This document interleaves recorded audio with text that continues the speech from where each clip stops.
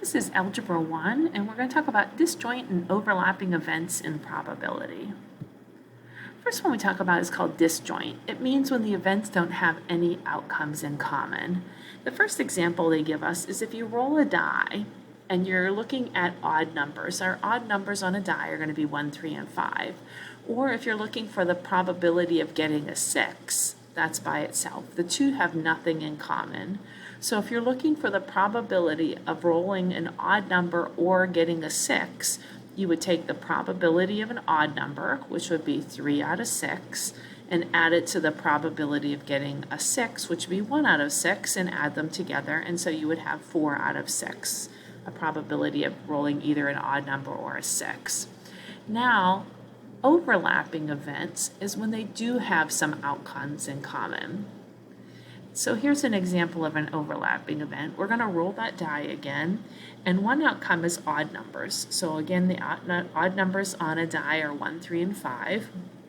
And the other outcome we're looking for is a number that's over 4, greater than 4. So the two numbers on a die that are over 4 are 5 and 6, but we already used 5 in the odd numbers, so we don't want to count it twice. So if you have overlapping events, what you want to do is take the probability of the first event, the probability of getting a number greater than 4, that's 2 out of 6, then you're going to add it to the probability of getting an odd number, which would be 3 out of 6, but then we have to subtract the overlap. We don't want to count those twice. So in this case, we had one number that was in both categories, so we're going to subtract 1 out of 6. Let's go ahead and try a couple examples. It says in algebra class, you have 25 students, 14 of them participate in a sport, 9 play an instrument, and then there's 3 kids that do both, play in a sport and play an instrument. So what's the probability of randomly selecting a student who plays an instrument or participates in a sport? So we're first going to find the probability that a student plays a sport, so that's 14 out of the 25.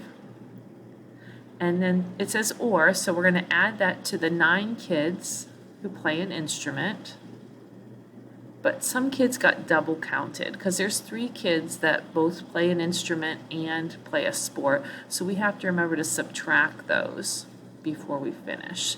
So we're going to take 9 plus 14 gives us 23, subtract 3. So it looks like the probability of selecting a student who plays a sport or plays an instrument is 20 out of 25, or we can reduce that.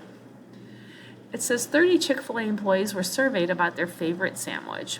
15 said chicken, 10 chose the burger, and 5 said they liked turkey the best. So what's the probability of selecting an employee who prefers poultry? So I'm thinking they mean chicken and turkey are poultry. So in this case, we have no overlap. They weren't allowed to choose 2 sandwiches. So it's only the employees that preferred chicken, which was 15, out of the 30 employees that were asked, plus the 5 that preferred turkey, which would be 5 out of 30. No overlap, so we don't have to worry about subtracting anything. So it looks like 20 out of 30 or 2 out of 3 prefer poultry over beef. All right, let's try a couple more.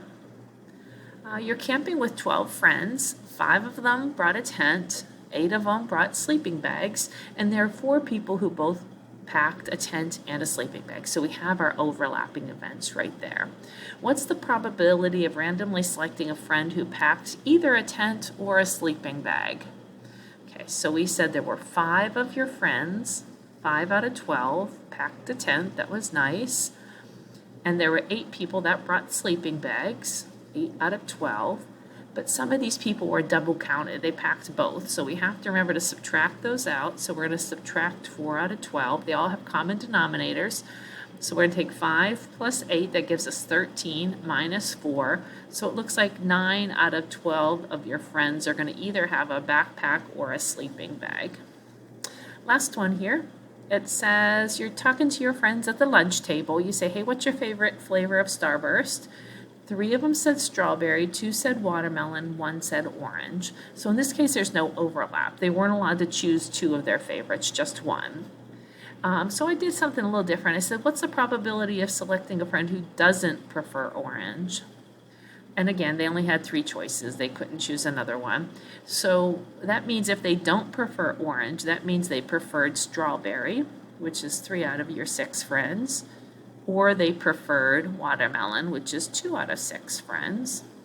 So that means 5 out of your 6 friends don't prefer the orange. All right, go ahead, please try the practice problems. Let me know if you have any questions. Thank you.